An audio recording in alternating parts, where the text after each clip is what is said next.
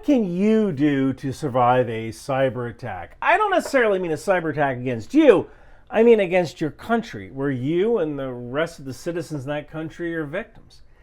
I want you to imagine waking up one morning and everything has changed. The lights won't turn on, the phone has no signal, and it didn't charge last night. You walk outside, your neighbors are there, none of them can get on the cell network either. You drive to the store, but there's a sign up that says cash only. The registers aren't working. You can't use your credit card, you can't use Apple Pay, you can't take out cash. America is at war. But it's a war like we've never seen. It's a result of a massive cyber attack that took down our infrastructure. No electricity, no water, no internet, just chaos. Worst case scenario.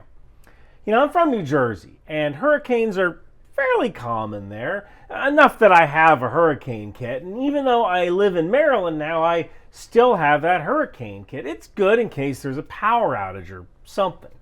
And it's got stuff like food, soap, a radio with batteries, and there is some crossover with the hurricane preparedness kit. This kit will contain stuff that will help you survive a cyber attack until things can get back to normal.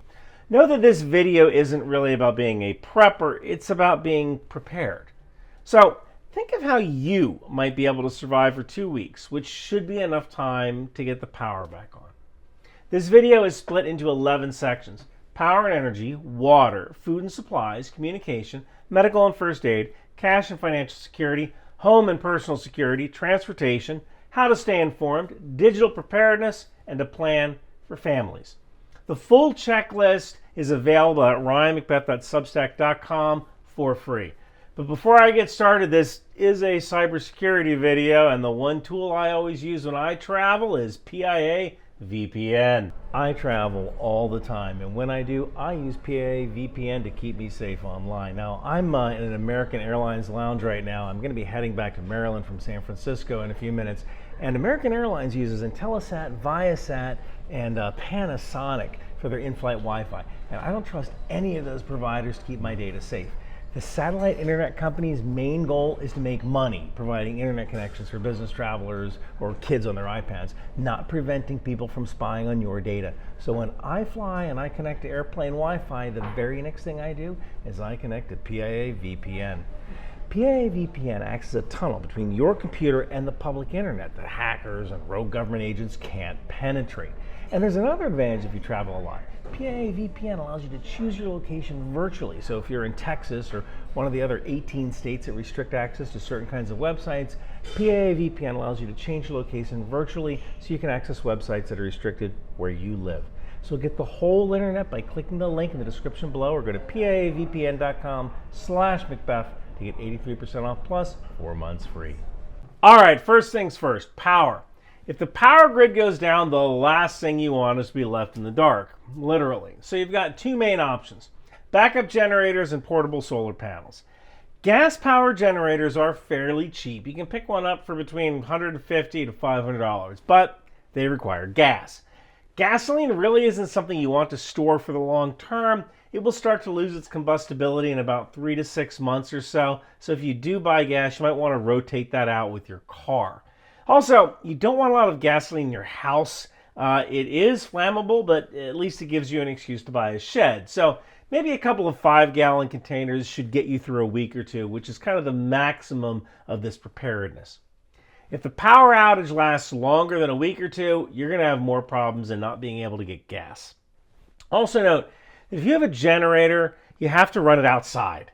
And if you don't have a chain or some way to secure that generator to your property, pretty soon someone else is going to have a generator. And note that if the neighbors hear a generator, they're going to want to come over to charge their devices or whatever. Have a plan for how you're going to deal with people who didn't prepare. Now, what happens if you live in an apartment or you don't have the property for a generator? There are portable power supplies that connect up to solar panels. Just note that when it comes to power supplies, the same rule applies as generators. So you may have to think about watching over your solar panel while you charge. One quick note, if you have an electric car like me and you want to charge with a portable battery or generator, buy an electric neutral grounding plug. It's like $16 off Amazon. This will trick your Tesla into thinking that the outlet is grounded, so you'll be able to use that portable power source. And of course, I'm going to suggest flashlights, but I also suggest a head-mounted camping flashlight. This was a tip that I got from people who survived Hurricane Katrina who had to perform tasks in the dark. It's a lot easier when your hands are free so you can perform those tasks and you have a forehead-mounted flashlight. Next is water. When infrastructure collapses, clean water can quickly become a serious issue. You need to have at least a 7-day supply of bottled water. That's 1 gallon per person per day. I have a few of these bottles of water. It's like $4 at the store. Try to get one with a handle in case you have to walk to get water from a public source like a water distribution point. I also have a life straw just in case I'm asked to boil water and I can't because there's simply no power. My stove is electric. Now, toilets should still work if the power goes out, so when you use water for washing your hands, do it over a bucket, then use that gray water for flushing your toilet. And when it comes to that 1 gallon of water per person, your pets count as a person. Next is food. You're probably not raiding the fridge during a cyber attack. That food will most likely go bad in a few days with the power out. Now, if you're just looking for calories, storing white sugar is a good source of calories, especially if you're just looking for calories. Now, white sugar doesn't have much nutritional value, so I would use it as a calorie booster for meals. Now, there's a million sources for survival food, and I'm sure they're all great, but I prefer to just keep canned Spam and canned chili, which I eat regularly, and I can rotate into my meals. And you can eat both Spam and canned chili without heating it up first, which could be important if the power is out. One important thing, have a manual can opener, preferably two. Not all cans come with a pull tab. And don't forget to include a container of multivitamins and spices like salt and pepper. And if you have pets, make sure they have food as well. In the event of a cyber attack, your cell phone might not work anymore, voice or data. But that doesn't mean that cell service is gone. Cell phones might still work depending on the provider, so AT&T could be down, but Verizon still works, or vice versa. So make sure you write down a few copies of important phone numbers. You might be able to use a neighbor's phone or even a landline if they still exist to call someone you need to call.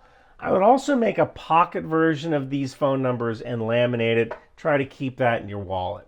If you have family, it might not be a bad idea to get a set of walkie-talkies. It might be useful if you have to go to an aid distribution center and one of you waits in line while the other plays with the kids, and you can call that other person to swap out. A solar-powered phone charger might not be a bad idea either. Now, when it comes to medical and hygiene, of course, always have a first aid kit. That's a given. But talk to your doctor. See if you can get an extra 30 days of critical medications. And if you have pets, see if you can get an extra 30 days for them as well. And don't forget soap. You know, when the pandemic happened, I looked at my hurricane supplies and I thought I was good. I was going to stay inside for 2 weeks. I'm golden. But then I ran out of soap. And I didn't have soap in my hurricane kit. So now I always keep a bottle of dishwashing soap in there. And it probably wouldn't be a bad idea to keep toothpaste and toothbrush in there as well. It'll make you feel a lot more human. Financial systems are just as vulnerable in a cyber attack as the power grid. ATMs could go down, credit card systems could be offline. That's why having cash on hand, especially in small bills, is crucial. If you go to a store and you only have $20 bills, suddenly everything's going to cost $20. The clerk might not want to make change or might not even be able to make change. So try to keep a few $100s in 10s and 20s somewhere near your survival kit. Note that a lot of preppers seem to like gold, but I wouldn't even know how useful that would be because this isn't John Wick where everything seems to cost one gold coin. And also, I don't know how widely accepted gold would be since you can't really eat gold and most people would have no way of proving that the gold is real. You also run into the same problem that you have only having 20s. If all you have is gold, all of a sudden everything's going to cost a gold coin. So if you really want gold, it might not be a bad idea to get a breakable gold bar. There's a few companies out there that sell them. I don't particularly endorse any one of them, but there is a kind of gold bullion that you can break into pieces, and this may be a little more valuable than individual coins if you can break a couple of pieces of gold off. If you want to have a commodity for barter that's even better than gold and your local laws allow it, it might not be a bad idea to purchase a few boxes of ammunition, which leads me to home and personal security. Now, this can be a sensitive topic. There are some people who don't like the idea of firearms or self-defense, and I get that. But in the event of a cyber attack, emergency services will be overwhelmed if you can call the police at all. Now, obtaining something like a firearm is a personal choice, depending on where you live, and you should consider how your local laws allow or provide for self-defense, but I also want you to think about other things like non-electric alarms that you can put around your house. Remember that video game, This War of Mine? One of the most important things you could do early in the game was board up your shelter and make an alarm. The fact is that people who did not prepare will try to take from people who did prepare, but you don't need to make it easy for them. And hope is not a plan. You can make a rattle can out of a soup can or some string and some pebbles. You can also tie several beer or soda bottles together so that it makes noise when someone trips the wire. The whole idea here is deterrence, so you never have to fight an intruder. And if someone sees that you set up rattle cans, they might figure you have other surprises waiting for them. You don't need a moat full of alligators. You just need a way to deter the bad guys so they move on to a house that's a softer target. Heck, even just putting a giant chew toy and a beware of dog sign outside of your house could go a long way to deterring people from coming on your property. Now, you probably already know to keep your car at least half full of gas at all times, or if you have an electric car, keep your electric car charged. But if you do have an electric car, get a sturdy tow strap. If you can find a gas-powered vehicle that's willing to tow you for a little while, that regenerative braking will charge your electric car. And you can use that tow strap to hook onto that gas-powered car that's towing you. Also, if you don't have a bike, think about getting a cheap bike. Just a fixed gear mountain bike or a hybrid would go a long way toward making transportation easy without a car. Try to get something you can put a basket or a wagon on. Now let's talk about how to stay informed. A battery or a wind-up radio is a must in any disaster kit, but I want you to write down some of the news stations and tape that to the back of the radio. That way you're not wasting time going up and down the dial looking for news. You also might want to consider getting some kind of satellite internet like Starlink, which might be resistant to cyber attack, but at $120 a month, that's a little steep for a just-in-case solution. Now, you might prefer to keep important documents in a safe deposit box, but in the event of a cyber attack, the banks might not be open. So look into getting 2 safes for your home. One is a fire safe to hold your documents. Keep that any place but the bedroom of your home. Then go find the cheapest safe you can find. Put a few random papers in it, maybe a few coins. Most burglars go straight to the master bedroom for jewelry and prescription drugs. Put it there. That's your decoy safe. The hope is that the burglar grabs the decoy, he thinks he's got a score, and he just leaves. Also, write down some of your passwords for major accounts like your bank, your email, and your 401k. If you are able to get to a public computer with working internet, you might not be able to access your passwords, especially if you already have them stored on your phone that isn't working. While I am a big believer in strong automatic passwords, using song lyrics with some control characters can be easy to remember and easy to type. So use those passwords for your most precious accounts. Finally, have a plan for your family. Each family member should know what to do in the event of an emergency. And this goes beyond knowing where to meet up or having paper maps so you know how to get there if you can't use your phone. If you have kids, have the physical address of their schools and care providers written out on paper. It also might not be a bad idea to have a few paper copies of photos, recent pictures, in case one of your children is missing and you need a picture for the police. And hey, that's about it. You can actually survive a cyber attack. If you want to support the channel, head on over to Bunker Branding and get one of my Intel Life t-shirts. You can also grab one of my Alcoholics Moving Cargo patches. These are sold out, but the Spice Brown ones should be in really soon, if not now. All the money goes to making awesome content like this.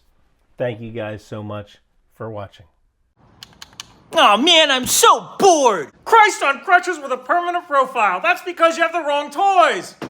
You need a Ryan McBeth in-action figure from the Knife Hand Company. That's right, Ryan McBeth in action figures go everywhere! Put them on your desk, your Crocs, Your keychain! You can even ask Ryan advice. Ryan, why does Daddy ignore me when I'm over his house for the weekend? Because your new mommy is way hotter than your old mommy. Trading cards! You get a free trading card in every box. Now that's Ryan-rific.